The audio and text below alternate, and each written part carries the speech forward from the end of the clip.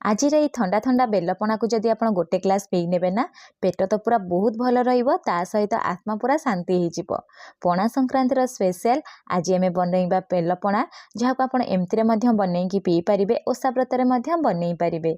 नमस्कार, प्रतिदिन रोसई को आपण मानक अनेक अनेक स्वागत। आपण मानक अनुरोध रहा जदि चैनल नुआ अच्छा प्लीज चैनल को सब्सक्राइब करने ता सहित वीडियो को प्लीज गोटे लाइक करेंगे।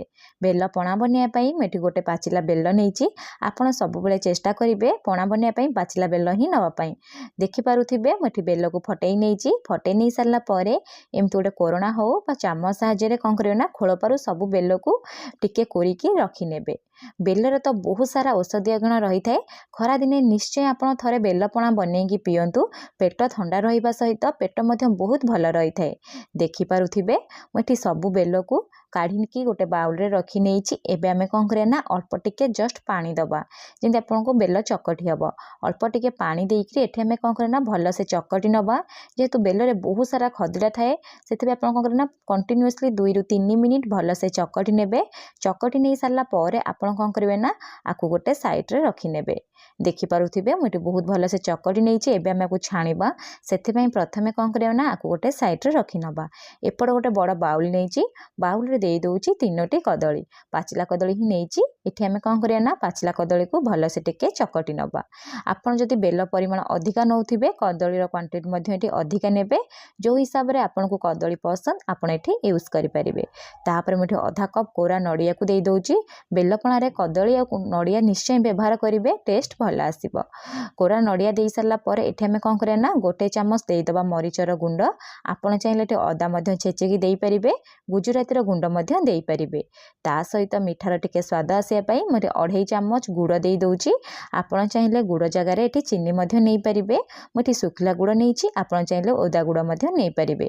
ता सहित भल टेस्ट आसापी 2टी एठी रसगोल्ला दे दूची 3 ରୁ 4 चामच एठी बुंदिया देची आपन जदि टे खट्टा पसंद आपन 3 ରୁ 4 चामच दही नहीं पारे ता सहित क्षीर छेना नहीं पारे। एबे आमे कौन करिया ना सबु जिनस को भल से टिके मिसई नबा। आउ गोटे कथा जदि आपन पणारे फल खाइबा पसंद होता है आपड़ ये छोट छोट पीस रे सब फल को काटिकी दे पारे। एबे आमे कौन करिया ना जो बेल को चकटिकी रखी सब बेल को एमती गोटे बड़ छणारे रखी नेबे। रखी सारा पर एठी आपन कौन करिया ना स्पाचुला साहाय्य टिके प्रेस करिकी मिसई नेबे जहाँपर आपन बेलर रस पूरा बाहरी जीवो आ जो खदीड़ा थिबो ना मंजी से सब कौन हम ना अलगा हो जीवो। देखि पारुथिबे मुठी पूरा स्पाचुला साहाय्य एमती पूरा चापिकी मिसई नौची जहाँपर खदीड़ा पूरा अलगा हो गलानी आ मंजी अलगा हो जाइछि। आपन को निश्चय छाणिकी ही देबे यदि खदीड़ा एमती देदेवे ना पाटिकी तो लगे खायापी जमा भी भल लगेनि। एबे आमे कौन करवा ना टिके कंटिन्यूअसली मिसई नवा 1 ରୁ 2 मिनिट जेमती बेल रस सहित सबु जिनस भल से मिसीजिव। देखिपे मुझे मिसई साराणी। एबे आपन चाहिए क्षीर यूज करेंगे दही यूज करेंगे कि पानी यूज करेंगे। मुझे कौन करी ना पानी देदेवी 1 ରୁ 1.5 कप पानी दे सारा पर आपको आम कौन करना 1 ରୁ 2 मिनिट मिसई नवा। देखिपे मुझे सब जिनस को बहुत भल से मिसई नहीं आपन को कंसिस्टेंसी देखई दूची मुझे रखी आपन चाहिए अधिक पानिया करेंगे ना टिके काठुआ करेंगे।